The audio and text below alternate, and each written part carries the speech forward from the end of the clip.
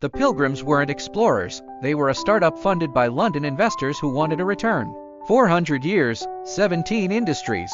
One question: how did America get rich? Tobacco funded a colony, a canal built New York, one man controlled 90% of America's oil, and a single banker saved the entire country alone. But every fortune had a cost. Workers died for the 8-hour workday, children worked in factories, and the men who built America owned it. This is the story they didn't teach you in school, chapters 1 through 17 starting now. The Pilgrims weren't refugees fleeing religious persecution, they were startup founders backed by venture capital. In 1620, the Mayflower was a $1,600 investment. Thomas Weston raised the money from London merchants. The Pilgrims got shares by agreeing to work 7 years.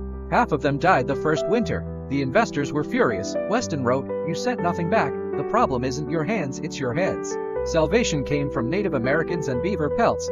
The colonists traded glass beads and blankets for furs worth £500. That's 4,700% ROI. They left their homeland not for freedom but for profit. Religion was just the pitch. Think the Pilgrims were about religious freedom? The King of England called tobacco barbaric, then he named a city after himself and got rich off it. In 1604, King James I wrote a book calling tobacco barbaric and filthy, but a guy named John Rolfe brought Spanish tobacco seeds to Virginia and it changed everything. In 1616, they exported 1 ton of tobacco. By 1669, 15 million pounds, the colony went from starving to wealthy overnight. But here's the dark truth, this wealth came from slave labor. In 1672, the British Royal African Company started selling slaves to Virginia. 1 year equals more than the previous 25 years combined. By 1770, 80% of America's exports came from slave labor, the very foundation of American wealth. Americans say no taxation without representation, but the real story, the king was broke, and someone had to pay. 1754, Britain fought France in the French Indian War. Britain won but went $600 million in debt. Who pays? The colonies. 1765, the Stamp Act. Every document, newspaper, even marriage license taxed. The colonies lost their minds. 1773, Boston Tea Party. $1.7 million of tea dumped into the harbor. Britain responded by shutting down Boston. The revolution began. The revolution wasn't about freedom, it was about who controls the money and who pays the bills. Next chapter. This one invention made slavery more profitable and shaped the entire global economy. In 1793, Eli Whitney invented the cotton gin. One machine could process 50 pounds of cotton per day compared to just 1 pound by hand. That's a 50x increase in productivity. Cotton became king. By 1860, the American South produced 75% of the world's cotton. It wasn't just an American industry.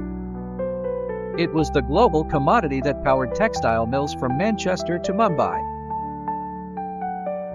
But here's the dark truth, the cotton gin didn't eliminate slave labor, it made it more valuable. Slave populations exploded in the Deep South. The invention that was supposed to make work easier actually deepened the roots of slavery. Cotton is king.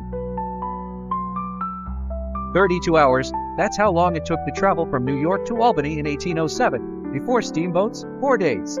James Watt improved the steam engine in the 1760S-1770S, but it was Robert Fulton who brought it to America. In 1807, his steamboat Clermont made history, proving steam power could revolutionize transportation. Steamboats didn't just move people faster, they moved commerce. Goods could now travel upriver against the current. Markets that were weeks apart became days apart. The American economy literally started flowing in a new direction. Cornelius Vanderbilt built a steamboat empire, eventually controlling 70% of American river shipping. Steam power didn't just transform transportation, it powered factories, enabled westward expansion, and created the modern industrial economy. In 1825, New York built a 363-mile canal that everyone said would fail. It became the most profitable construction project in American history. Before the canal, shipping a barrel of flour from Buffalo to New York cost $100. After it opened, that same barrel cost just $10. Costs dropped 95% overnight. The canal connected Western farmers to Eastern markets. Suddenly, goods could move fast, cheap, and year-round. New York City became America's commercial capital. Governor DeWitt Clinton bet his career on this project. When it succeeded, it proved that government investment in infrastructure could transform an entire economy. One canal, 363 miles, a 95% cost reduction. This is how infrastructure builds empires. The Erie Canal wasn't just engineering, it was economics in action. $1,890. That's all it cost to build America's first steam locomotive in 1830. 30 years later, 30,000 miles of track, more than all of Europe combined.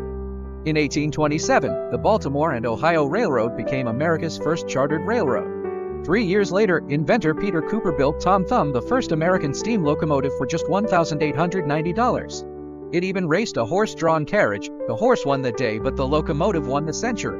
By 1860, America had 30,000 miles of railroad, more than all of Europe combined. And they did something no one expected. They standardized time. Before railroads, every town kept its own local time. The train schedule changed that forever. A farmer in Kansas could now sell grain to New York. Railroads didn't just connect cities, they created the first true national market in American history. The man who controls the railroad controls the economy. The richest man in the California gold rush wasn't a miner. He never touched a shovel, he sold them. January 24, 1848, James Marshall spotted gold at Sutter's Mill, California. By 1849, 300,000 people had flooded into California from around the world. The 49ers, California's population went from 14,000 to 380,000 in just 4 years. Sam Brannan saw the opportunity before anyone else. He bought every shovel, pan, and pickaxe in San Francisco. In 9 weeks, he made $36,000 selling supplies to the miners. He became the gold rush's first millionaire, without ever mining a single ounce of gold. Levi Strauss came to California to sell canvas goods. Miners kept tearing their pants, so he made them stronger with riveted denim. Blue jeans were born. By 1850, California was a state. By 1855, the surface gold was gone. In a gold rush, sell shovels. Before the telegraph, news took weeks to cross America. After seconds, this machine changed everything. In 1844, Samuel Morse sent the first message, "What hath God wrought?" 40 miles in an instant. A revolution had begun. By 1852, America had 23,000 miles of telegraph wire. Stock prices, news, business orders all traveling at the speed of electricity. The first information economy was born. Western Union built a monopoly. The Associated Press was founded to share news. Transatlantic cables connected continents. The world had shrunk. Time and space are now annihilated. A newspaper editor, 1,850 seconds. The telegraph was the Victorian internet, connecting a nation, creating an economy. A poor immigrant boy built the world's largest steel company, then gave it all away. This is Andrew Carnegie's story. In 1873, Carnegie discovered the Bessemer process. Steel became 10 times cheaper and 10 times faster to make. Railroads, bridges, skyscrapers, all now possible. Carnegie Steel became the largest steel company in the world. In 1901, he sold it to J.P. Morgan for $480 million, creating U.S. Steel, the first billion-dollar corporation. Carnegie gave away 90% of his wealth, 2,500 libraries, universities, charities. He proved that success means nothing without giving back. The man who dies rich dies disgraced, Andrew Carnegie. Steel built modern America, and one immigrant built an empire, then gave it back. $3.5 to buy a rifle, $22 to sell it. That's how fortunes were built during America's great industrial transformation. The national crisis created an unprecedented demand for industrial goods, weapons, uniforms, railroads, telegraphs. Factories that once made civilian goods switched entirely to military production. The American economy was being rebuilt in 4 years. Young Andrew Carnegie, just 25 years old, managed the Union's military telegraph and railroad system. While soldiers fought, he learned the infrastructure that would define the next century. The government issued greenbacks, America's first national paper currency. The National Banking Act created a unified banking system. Income tax was born. The Transcontinental Railroad was authorized. Free land was given to settlers. The nation spent $6.2 billion more than all previous government spending combined. Out of this great transformation, a new economic nation was born. 69.5 feet underground, August 27, 1859, one man struck oil and launched the most powerful corporation in American history. Before oil, people lit their homes with whale oil, and coal oil, expensive and limited. The Drake well changed everything. Within months, thousands flooded into Pennsylvania like a modern gold rush. But oil prices were wild, $20 per barrel one month, 10 cents the next. John D. Rockefeller entered the oil business at 24. His insight, the real money wasn't in drilling, it was in refining and distribution. In 1870, he founded Standard Oil. By 1880, he controlled 90% of all American oil refining. Rockefeller's methods were ruthless: secret railroad rebates, buying out competitors. Vertical integration, controlling every step from the ground to the customer. Standard Oil became a monopoly. In 1911, the Supreme Court broke them into 34 companies. The secret of success is to do the common things uncommonly well. John D. Rockefeller. In 1907, as the U.S. banking system collapsed, J.P. Morgan locked Wall Street's elite in his library and saved America. Born into finance, J.P. Morgan joined his father's bank at 20 and realized the power was in financing, not building companies. By the 1880s, Morgan reorganized failing railroads via Morganization. By 1900, he controlled 1/6 of U.S. mileage. In 1901, Morgan bought Carnegie Steel for $480 million, creating U.S. Steel, the world's first billion-dollar corporation. Then came 1907, a financial panic swept the country, banks were failing, the stock market was in freefall. Morgan locked top bankers in his library until they agreed to pool resources. His intervention saved America, proving a private citizen had more financial power than the government. Congress created the Federal Reserve 6 years later. A man always has two reasons for what he does: a good reason and the real reason. They built America's railroads, steel mills, and factories. They worked 16 hours a day. They earned $1, and you've never heard of most of them. The Gilded Age 1870s-1900s brought massive wealth, built on forgotten labor. Factory workers toiled 12-16 hours daily, 6 days a week. Children as young as 8 worked in mines and mills. The Transcontinental Railroad, one of America's greatest achievements, was built largely by Chinese immigrants and Irish laborers, doing the most demanding work for the lowest pay. Workers organized. The Knights of Labor hit 700,000 members. Gompers founded the AFL for better hours, wages, and safety. Elites used social Darwinism to defend inequality. In 1911, the Triangle Shirtwaist Fire killed 146 young immigrant women, trapped by locked exits. This tragedy sparked new safety laws and forever changed American labor. Labor is prior to and independent of capital. Abraham Lincoln. 3 men controlled half of America's money, and they did it legally.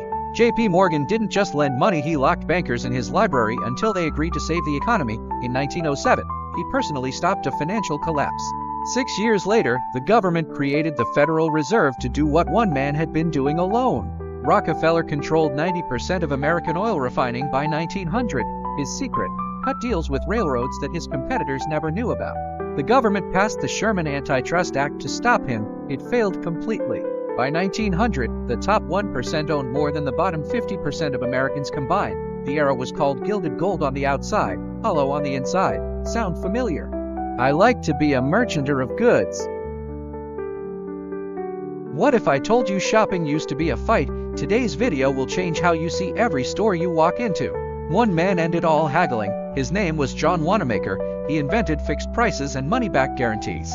Shopping wasn't just buying anymore. It became a show, a pleasure, and experience. Wanamaker didn't just build stores, he invented modern advertising, full-page ads, beautiful windows. He made you want to buy. This was when America's first real brands were born: Ivory Soap, Coca-Cola, Kodak. Then Sears came. Their catalog brought city life to every farm. For the first time, anyone could buy anything. Women became the heart of American shopping. Shopping wasn't a chore, it was freedom. And then came the rule that still rules you: buy now, pay later. America became a consumer nation.